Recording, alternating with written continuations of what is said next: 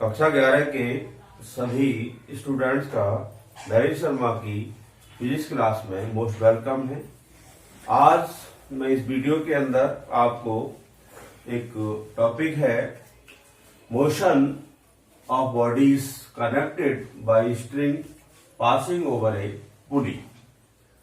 इसका हिंदी मीनिंग है कि अगर हम डोरी से बंधे पिंडों की घिरनी पर गति, घिरनी कहते हैं पुली को, एक हमने स्ट्रिंग ली है, स्ट्रिंग के दोनों साइड में हमने दो बॉडी अटैच कर दी है जिनके मास हैं m1 और m2। इन दोनों को हमने डोरी के एंड से फिक्स किया है और ये पुली है, आप देख रहे हैं फिक्स्ड पुली है। ये इस पुली के ऊपर इसको हमने इस डोरी को कनेक्ट कर दिया है। ये जब डोरी को इस पर हमने कनेक्ट कर दिया है तो ये दोनों बॉडी जो है ये मोशन कर सकती है। ये मोशन करने के लिए फ्री है, ये स्ट्रिंग है। हम सपोज कर रहे हैं कि here m1 is greater than m2, let m1 is greater than m2। हमने ये मान के चले हैं कि जो m1 बॉडी है उसका मास ज्यादा है m2 से, तो क्या होगा, ये डाउनवर्ड मोशन में मूव करेगी, ये अपवर्ड मोशन में मूव करेगी। Let us suppose the tension in string is capital T। डोरी का जो तनाव है वो कैपिटल T है and acceleration of each bodies is small. क्या सपोज किया है हमने कि डोरी का जो तनाव है, टेंशन जो है वो क्या है, कैपिटल T है और मास और जो acceleration of the each body है वो स्मॉल a। अब देखिए मुझे क्या करना है, मुझे वैल्यू निकालनी है acceleration of the each body, small a की वैल्यू निकालनी है। उसके बाद टेंशन निकालना है, स्ट्रिंग में टेंशन कितना है, डोरी में तनाव कितना है। तो इसके लिए मैं Newton second law of motion का यूज करूंगा। तो ये एप्लीकेशन एक तरह से Newton second law of motion का। तो देखिए Newton second law of motion जो हम अप्लाई करेंगे उसका formula F is equal to ma के अकॉर्डिंग। तो F, अब देखिए इस बॉडी पर फोर्स देखेंगे, रिजल्टेंट फोर्स कितना होगा और इस बॉडी पर रिजल्टेंट फोर्स कितना होगा, दोनों के थ्रू ही एक्सेलरेशन प्रोड्यूस हो रहा है। तो हम क्या करेंगे, देखिए m1 द्रव्यमान वाले पिंड के लिए, देखिए अब हम m1 जिस बॉडी का मास है उस पर हम अप्लाई करेंगे Newton's law of motion, second law of Newton's law of motion. तो क्या होगा, देखिए m1g और t दो फोर्स इस पर वर्क कर रहे हैं। This force is more than this force because the motion of the this body in downward motion. Then m1g minus t is equal to m1a।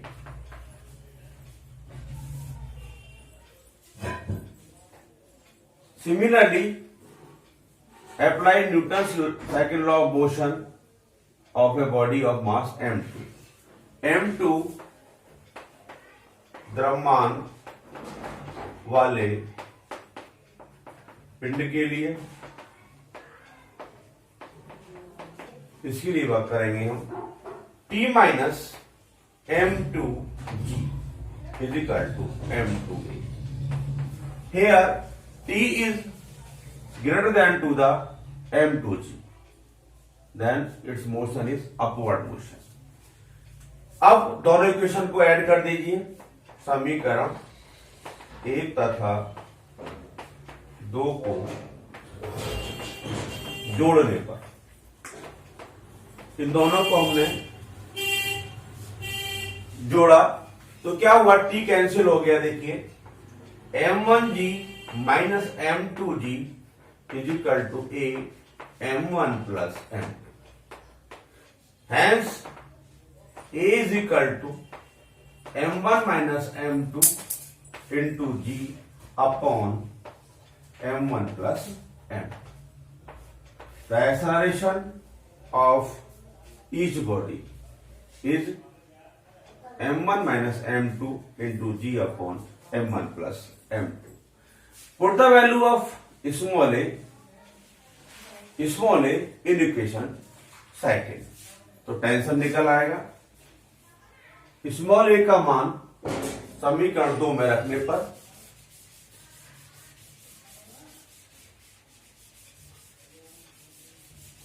Put the value of small a from equation 2 to equation 1। समीकरण 2 में small ए का मान रखने पर अब इसकी value रखेंगे। देखिए तो t minus m2g is equal to m2a। तो a की वैल्यू क्या है आपके पास में m1 minus m2 upon m1 plus m2 into g। Therefore t is equal to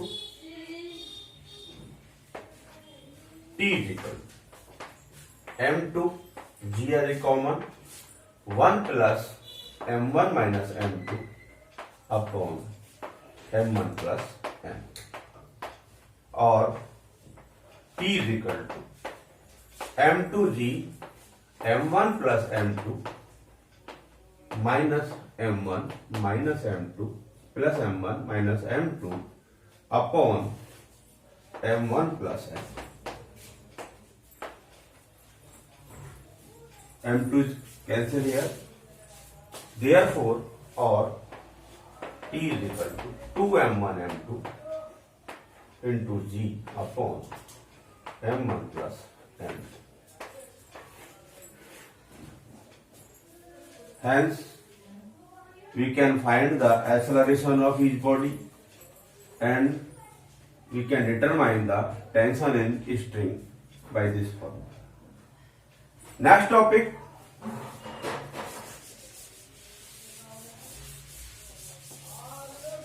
हमारे पास दो बॉडी है, दो ब्लॉक है। देखिए दो बॉडी में लेके चल रहा हूं। ये फ्रैक्शनलेस एक सरफेस है, घर्षणहीन तल। इस पर मैंने दो बॉडी ली है। देखें आप, एक ये इसका मास है m2 और ये एक डोरी से बंधी है, स्ट्रिंग से बंधी है। इस दूसरी का मास है आपका m1। एक अप्लाइड फोर्स, हम इधर से एक फोर्स अप्लाई कर रहे हैं इस पर। ये अप्लाइड फोर्स है, तो अप्लाइड फोर्स होगा। अब देखिए डोरी के अंदर टेंशन आ रहा है, वो T है। And let the acceleration of each body is small a. एक फ्रैक्शनलेस सरफेस है, उस सरफेस पर हमने दो बॉडी रखी है। ब्लॉक कह सकते हैं, लकड़ी के गुटके हो सकते हैं, जिनका मास m1 m2 है। दोनों कनेक्ट हैं एक स्ट्रिंग से, और एक फोर्स अप्लाई किया है हमने F, यहां पर फोर्स अप्लाई किया है। तो हमें फाइंड करना है what is the value of acceleration of each body and tension in string. For this क्या करना होगा इसके लिए? देखिए मुझे क्या करना है कि मेरे पास दो बॉडी अटैच है, ये फ्रैक्शनलेस घर्षण तल है, दोनों पर रखी हुई है। तो मैंने माना है, माना प्रत्येक पिंड का, पिंड कह सकते हैं, बॉडी कह सकते हैं, गुटका कह सकते हैं, प्रत्येक पिंड का त्वरण स्मॉल ए है। एक्सेलरेशन तथा डोरी में तनाव T। तो अब देखिए पहले मैं न्यूटन, अब देखिए ये अप्लाइड फोर्स है, इधर अप्लाइड फोर्स है, ये अप्लाइड फोर्स, इससे हम खींच रहे हैं इस बॉडी को, m2 पर अप्लाई किया है। तो हम देखिए इस बॉडी के लिए और इस बॉडी के लिए, दोनों के लिए Newton second law of motion apply करेंगे। m1 द्रव्यमान वाले पिंड के लिए। अब देख रहे हैं आप, मैं सिंगल बॉडी करूंगा। देखिए इसको अगर मैं m1 ऐसे करके लेके चल रहा हूं, दैट इज m1 मास है, तो आप क्या देख रहे हैं, इस पर एक टेंशन ऐसे आ रहा है। तो क्या इसमें क्या होगा कि T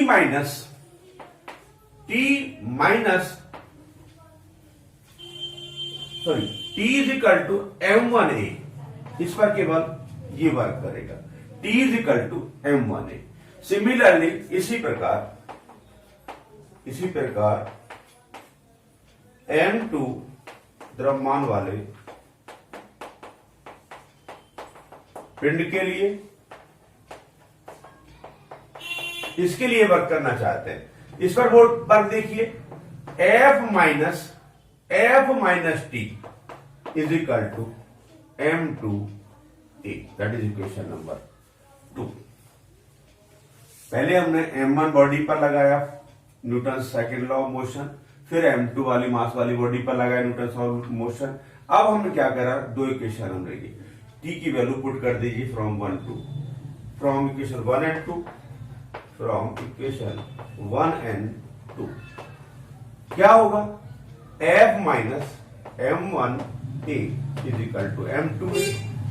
therefore F is equal to A M1 plus M2, M1 plus M2। Hence A is equal to, A की वैल्यू हमने ले ली है, A is equal to, hence A is equal to F upon M1 plus M।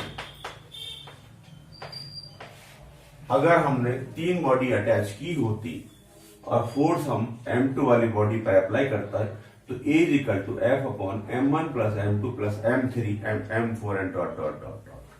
तो ये acceleration आ जाएगा इस तरह से। अगर कोई भी 2 बॉडी है 3 बॉडी है, वो एक फ्रैक्शनल है सरफेस पर एक फोर्स के थ्रू मूव कर रही है, तो उनका जो एक्सेलरेशन है वो इतना होगा। अब देखिए A की वैल्यू को पुट कर दीजिए 1 में, therefore T is equal to क्या हो जाएगा, F M1F upon M1 plus M। ये आपका इसमें टेंशन हो जाएगा। That is clear.